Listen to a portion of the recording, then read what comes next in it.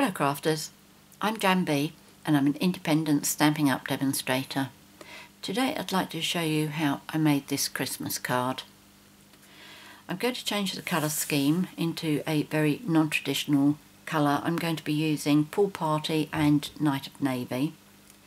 So to start off with, I'll tell you the card pieces that you're going to need. The card base is Pool Party and that measures 8 1/4 inches by 5 3/4 inches, scored and folded at 4 1/8. That is 21 centimetres by 14.5 centimetres, scored and folded at 10.5. Then you'll need 2 pieces of Whisper White cardstock and they measure 4 inches by 5 5/8 inches, which is 10.25 by 14.25 centimetres. And then you need a piece of Night of Navy which measures 3 7/8 inches by 5 1/2 inches, which is 10 by 14 centimetres.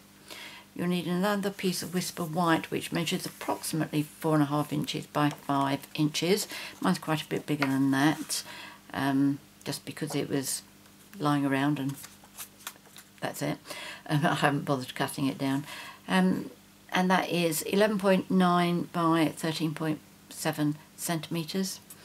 And you'll also need a thin strip, doesn't really matter what size it is, but this is 3/16 of an inch and it needs to be 3 7/8 inches long, and in centimetres that's 0.4 centimetres by 10 centimetres. So the first thing we're going to do is we're going to work on the Whisper White, the Night of Navy piece, and on here I'm going to do the white embossing with the detailed stamp there. The stamp set I'm using is called Iconic Christmas and this is the stamp I'm using. So to start off with, I'll take, oh, and also the sentiment that comes from here as well. And I like this one because it's almost like it's fitting there as if it's the tub that the Christmas tree is sitting in, which I thought was very clever. I'm going to do these both at the same time, but because I'm using a Stamp-a-ma-jig to make sure I get this straight, I need to do that bit first. Right, can I see what I did with my sheet for the Stamp-a-ma-jig? It was up there. Oh yes, here it is. Okay, so I've got this prepared. Smudged it a bit, but that's okay. I'll still be able to work out, make sure it's straight. So I'm using my embossing buddy first to make sure that I get rid of any static or any fingerprints of my cardstock. And I know a lot of people don't like using this on dark colours because it does leave a white dusting, I suppose you might call it, a very light haze of white over it. But what I tend to do is once I've gone over with my embossing buddy, I tend to wipe it with a soft cloth and that tends to get anything off, and my soft cloth is normally my sleeve, because it's just like a t-shirt. I wouldn't recommend this if you wear designer label clothes. Right, there we go. So that will be fine. So I will take my sentiment stamp first, which is this. I'm going to position my Stamp-a-ma-jig acetate on here. Let me bring this down a bit so that I can see where I want it to go. Try and get it straight. Try not to get my head over the camera. I think that looks okay. And then I'm going to take my Stamp-a-ma-jig tool, put that in position, ink my stamp with Versamark,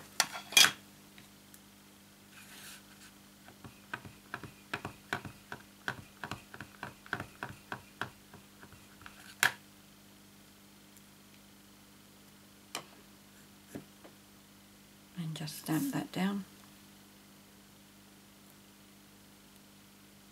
nice bit of pressure, but not too hard. Yes, that's good. And now I'm going to use the tree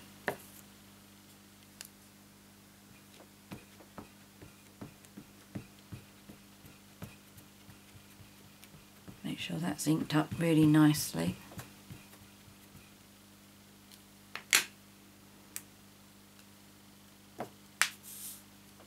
Right, let's bring this down as close as I can without going off the screen.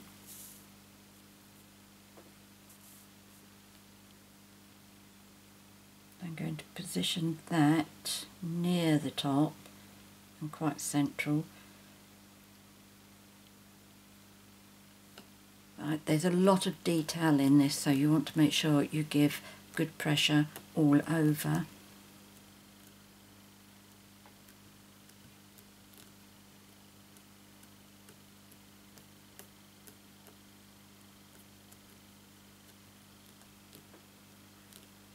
That should do.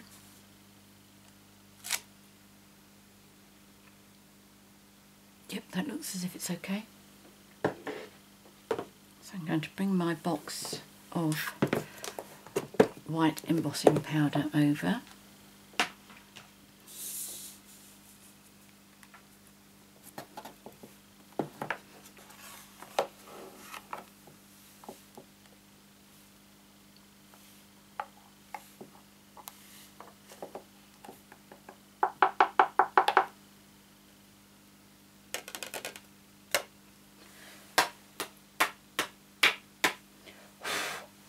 Now I always find, no matter that I do go over with my embossing buddy, I always get something that's left. So I use my brush just to make sure that all the little bits have gone.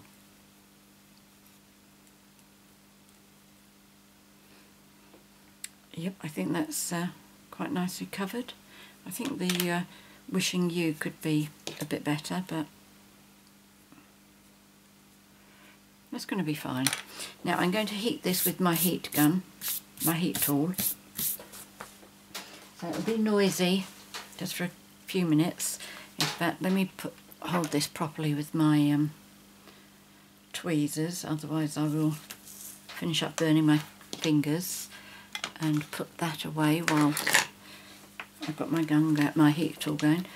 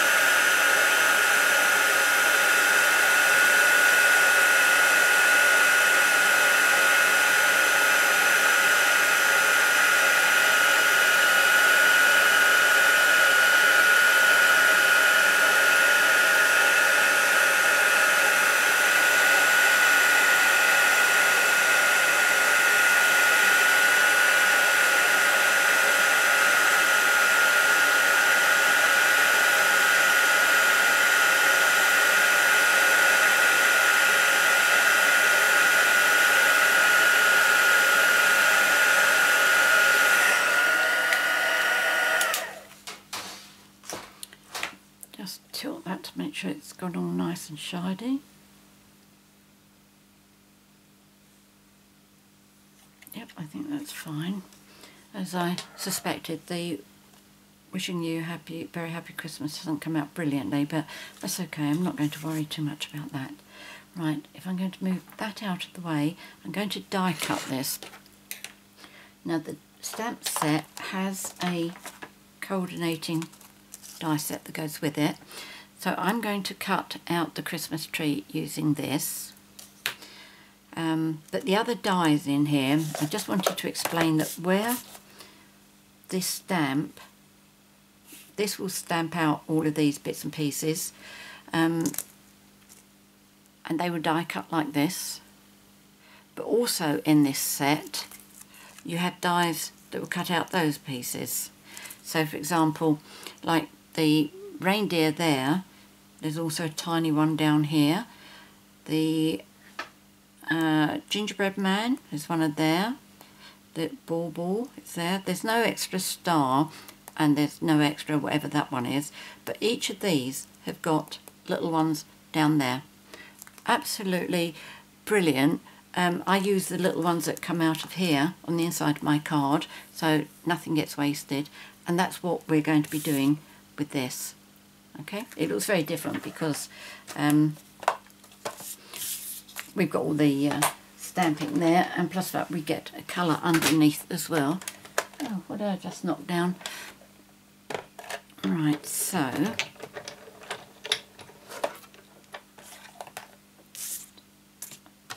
just make sure that I got these. This is slightly dipped, so it's better to make the dip go down onto the magnetic side.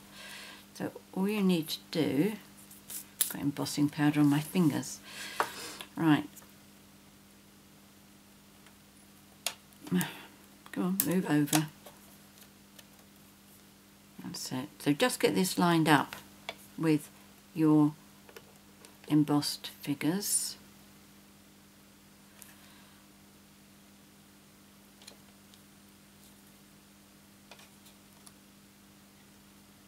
Right, it doesn't die cut all of them. It die cuts 20 of them apparently. So let me just make sure that looks straight. Yep, that's good. So pop that on there.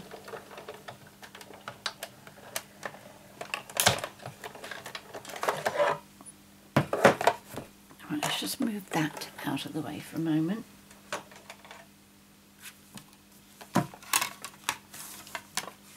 And that. Right, now use my paper piercer.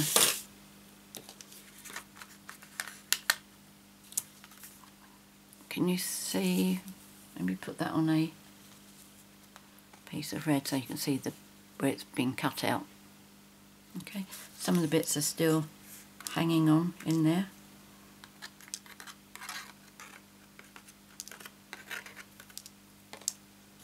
It's easier to see them from the reverse.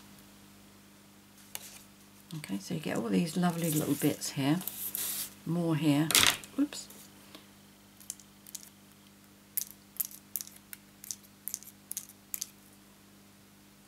Okay, so that's all of those.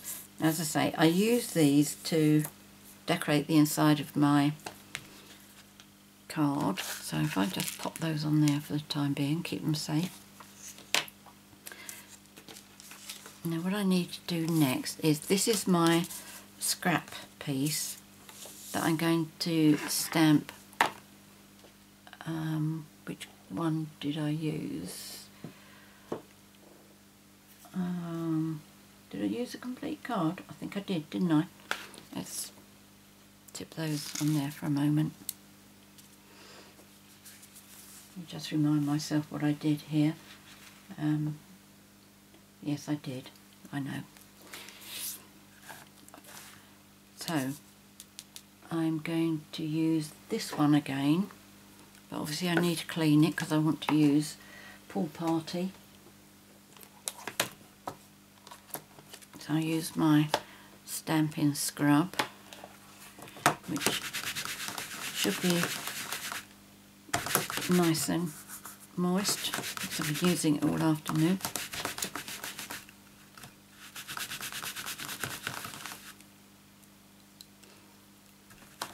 Give it a quick dry.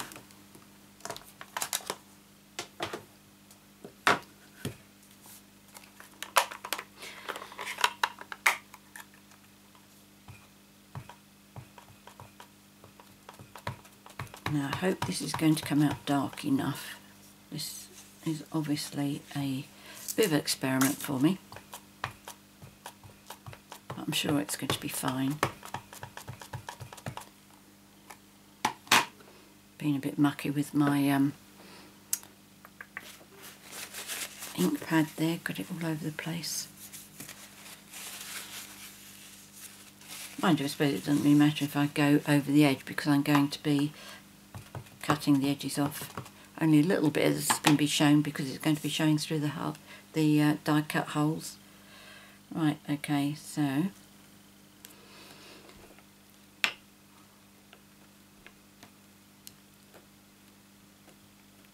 you may be wondering why I'm using a separate piece of Whisper White cardstock for this, and why aren't I going to be using this piece here that's going to go at the back.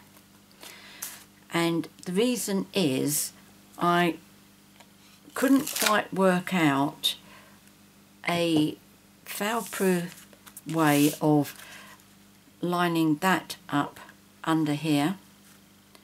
I thought that I could draw pencil shapes on maybe in each 3 corners, and then hope that I'd got it right. But I thought in the end, if I was just a fraction out, when I put this on my tree, I might have to move it slightly to the side and therefore get my layers wrong. So I thought rather than mess about like that, I would just do mine like this. So what it's going to look like is like that. Okay. So what I need to do is to cut the bits off here. It doesn't work by cutting that off because I found that it cut too short in what area did I find that cut too short, because logically to me that should do it, but there was something, in fact thinking about it I must have done something wrong surely. Anyway, it works by doing it freehand. I will go and check that afterwards, and I'll put a note on the video if I find that you can use that die. And logically you must be able to. So maybe I just did something wrong last time. Has been known. Right, so I've just cut loosely around there, and I'm just making sure that it all fits in, which it does. Oh, there we go, fits in beautifully. So I'm just going to cut that little bit off. There we go. Now the easiest way to stick this onto here is to put the glue on here. I'm using Tombow. You could use Fast Fuse or Snail. But if you do the glue like this, you know that you're not going to put glue anywhere where it's going to be visible from the front.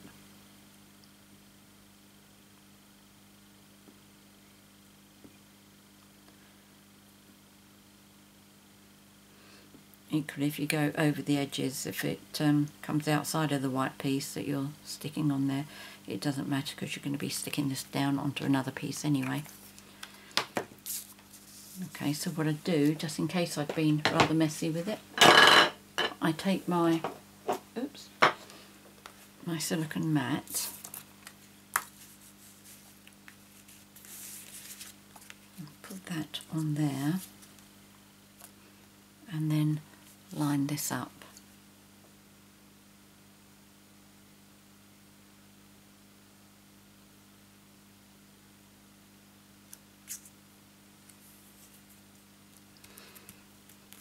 There we go.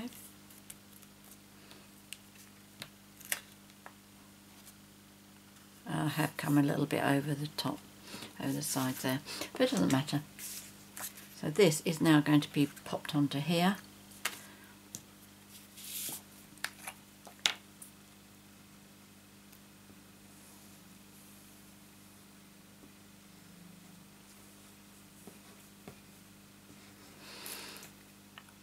I really don't think the bump there, the difference in the level, because that's got an extra layer to it, I don't think it's visible from the front because this is so busy, this bit.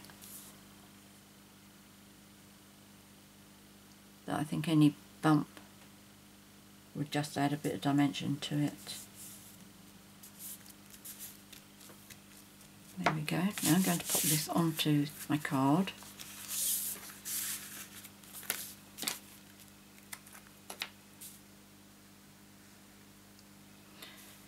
The thin piece of Pool Party cardstock that I said, I'm using that because I don't have a thin Pool Party ribbon.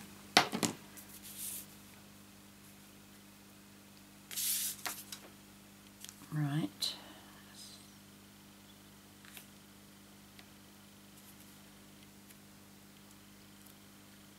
There we go.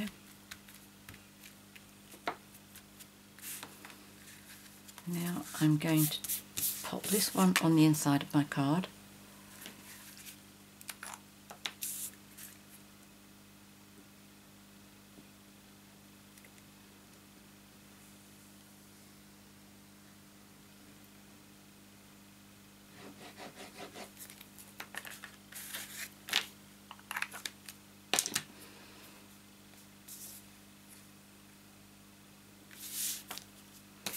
I find it easier to do this upside down.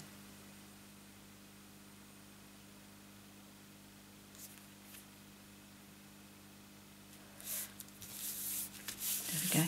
Now to decorate here, I like to use these pieces. Let's see, make sure I bring them in so you can see them. There are, I thought there were 18 initially, but they're not, there's 20. And 7 of them have 2 of each.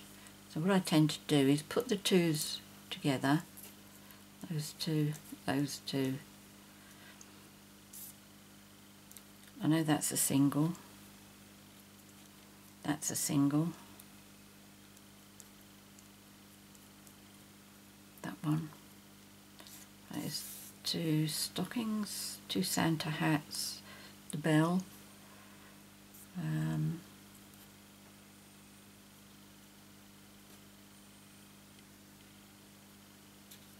That one, and the gingerbread man.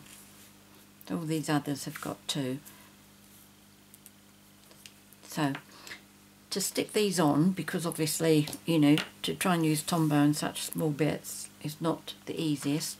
So what I do is, as you can probably see, I've already done one up there. This will be washed before I go to, you know, when I'm tidying up.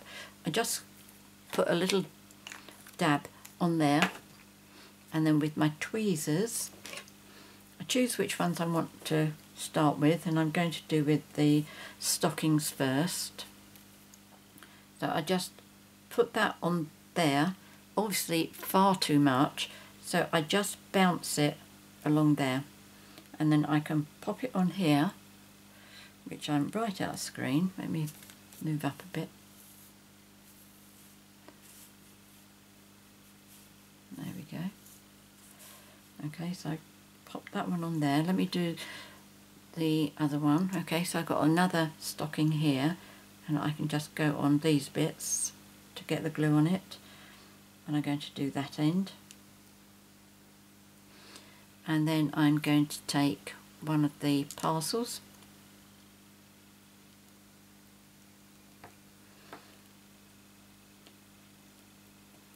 and I'm hoping that what I will do is I will finish up nice and even in the middle, and then I will use one of the designs that I've only got one of.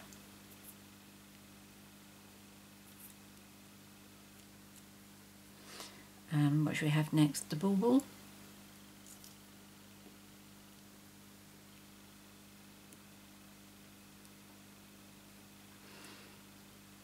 If I find that I've got any bits of glue once it's dried, I will try and remove it with my eraser, my adhesive eraser. If it doesn't come off with that, then I will go over it with my embossing buddy.